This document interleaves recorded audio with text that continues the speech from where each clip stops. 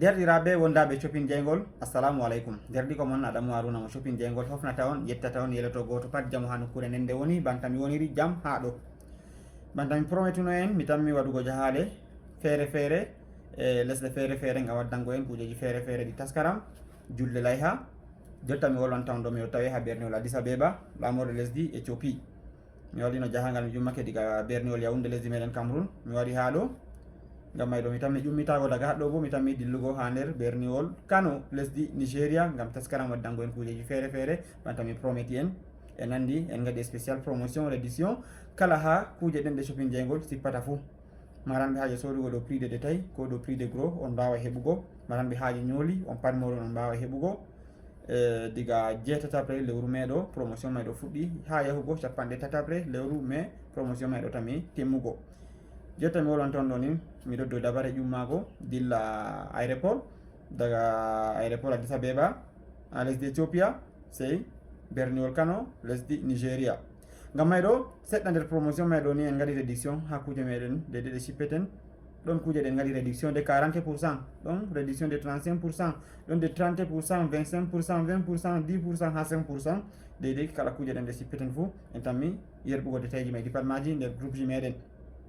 e noon ha jotta promotion wanga en gaɗi en andi ko en ganno suumaye to a soodi limse tissuji qualité 5 ko bo tourmiji qualité 5 aɗa mari qualité gotel cahu to cette fois ɗo en ɓeddi hoytingo ɗum to a soodi qualité 4 a soodi tissu de 3 yaɗu 4 yat qualité 4 donc a maran cahu qualité gotel baji a soodi man ɗo malla bo a sufta hufnere latto ɗum cadeau maɗa to ɗum debbo on soodi tourmiji bo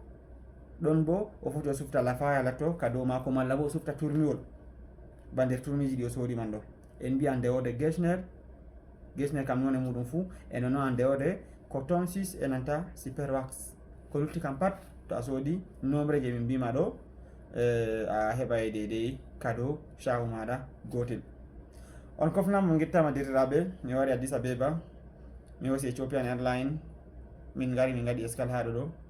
mi laari vraiment no ɗum woliri ɓe ɗo vraiment bien développé ɓe berni min ɓe logi min ɓe kokki min quoi manger donc vraiment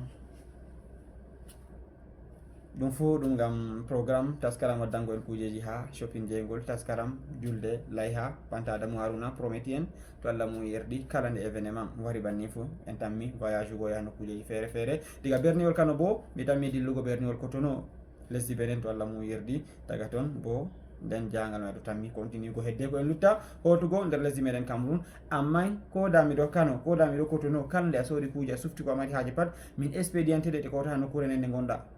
e expédition bo ɗo gratuite to a soodi kuje ha min ɗo min expédienté a yoɓata ceede expédition min on joɓata ceede expédition ha ɗum hota nokkure nden nde gonɗa e noon wonɓe lesɗe taariɗe lesdi Cameroun tel que Tchad, Gabon, Congo, Guinée, Centrafrique e nanta Congo Brazzaville on pat moɗon to on mari haaji kuje matotire ɓe amin procédure ɗo nomin expédiran toon kuje moɗon garta ha deɗe nokkure nde gonɗon marɓe haaji sodugo ɗo prix de détail ko dow prix de gros on kofnama on guettama on guelanama kayruji ɗuɗɗi on jarama on mbawan matugo min ɗo numéro ji ɗi mbowɗon 692 12 30 09 malla bo numéro MTN ɗi pat maji mi tammi windango on ɗi less ɗon ngam may ɗon tammi continue ko voyage man ɗo sey to en matotiri derɗiraɓe on jarama wassalamu aleykum.